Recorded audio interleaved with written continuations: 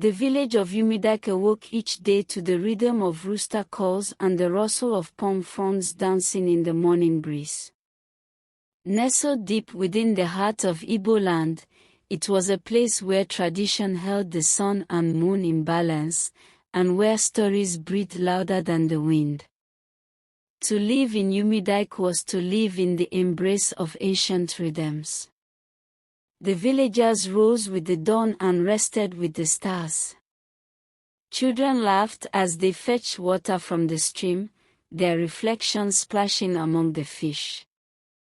Elders gathered beneath the orji tree to share kola nuts and proverbs, while young men walked the red soil with practiced hands, coaxing yam tendrils from the earth. Women moved gracefully through the market square, their wrappers vibrant as parrot feathers, calling out prices and praises in melodic tones. Umidak was a tapestry woven of rituals and kinship, where every season was marked by ceremony, every child named with hope, and every drumbeat carried the heartbeat of the ancestors. It was a place where the past was never far from the present, and where silence often spoke louder than speech. Yet, among its thatched roofs and red earth paths, there was one story whispered more than most, the tale of the girl who came from fire. She was found on the edge of the forest during the harmattan season, the air dry and crackling with heat. The elder women who went to gather firewood spoke of how they saw smoke twisting unnaturally among the trees. They expected danger, perhaps a fire kindled by careless hunters, but what they found was a child. No older than 4, naked except for a torn strip of cloth, her skin glistening with a sheen of ash, her eyes glowing faintly like hot embers. She said her name was Nedi. The forest edge where she was discovered had long been considered sacred, a liminal place where the spirits of the old world sometimes whispered to the living. Hunters often avoided it, not from fear, but from respect. So when the women returned with the child, there was confusion and quiet dread. Who would leave a child in such a place? Or had she truly come from it?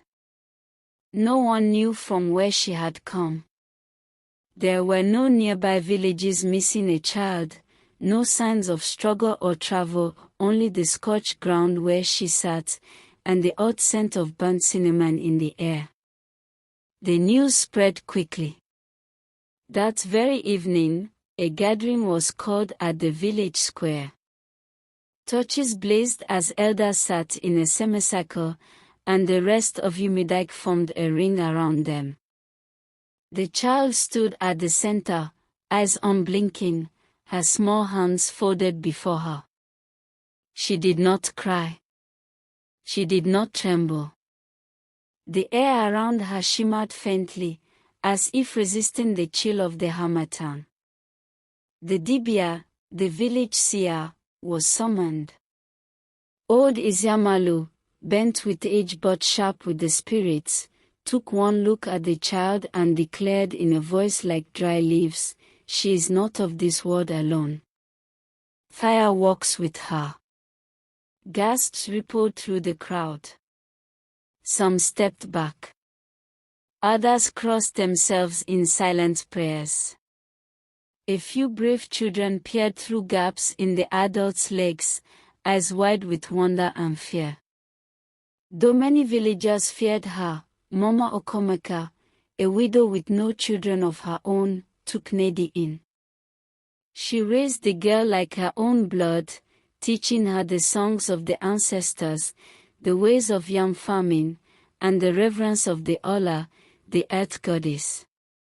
Mama Okomeka had seen many seasons pass her by, each one carving a little more sorrow into her bones. Her husband had died young, felled by a stubborn fever that even Iziamalu could not drive out. Her womb, once full of promise, had stayed silent. But her heart had remained open. When she looked at Nedi, she did not see a spirit or a curse. She saw a beginning. The villagers watched warily, but Mama Okomoka carried herself with the quiet strength of one who had suffered much and feared little. She gave Nedi a warm mat beside the hearth and sang her lullabies older than memory. She bathed her in palm oil and water scented with herbs, whispering blessings into her hair. But even as Nedi grew, so too did the strange events that surrounded her. Flames would flicker in her presence without wood or spark. Rain avoided her skin. And sometimes, in the darkest hours of the night, Mama Okomoka swore she heard Nedi talking in a language that no one in Umidike understood. The first time the fire dance was during the New Yam festival. As drummers pounded out rhythms and masqueraders twirled like spirits in flight, Nedi sat alone beneath the Udola tree. She had never been one for loud gatherings. But that night, the fire at the center of the village square leapt high, twisting and riding as if performing a dance of its own. The flames formed shapes, not random, but deliberate. A bird. A hand. A face. The music stopped. All eyes turned. By the time she was 10, the elders whispered that Nedi's destiny was entwined with forces too great to ignore. The gods, it seemed, had plans, and Umidike was only the beginning. Isiamalu began to visit more often. He brought her cowries and bones, asked her to speak of her dreams. She told him of places she had never seen, mountains with teeth, rivers of light, skies that rain fire. He would nod, then leave, muttering to himself. One moonless night, Nedi stood at the edge of the same forest where she had first been found. The trees whispered her name. A wind blew, dry and scented like burnt cinnamon. She stepped forward, her feet bare, her breath steady. From the shadows emerged a figure cloaked in bark and ash, its face hidden, its voice low. "The time is near," it said. "You must choose." Nedi did not flinch. "Choose what?" But the figure was gone. In the days that followed, birds flew in strange spirals above the village. The stream near the yam fields bubbled warm even in early morning. Children spoke of dreams where Nedi's eyes glowed like stars. Mama Okomoka, ever watchful, began to grow afraid. Not for herself, but for the girl she now called daughter.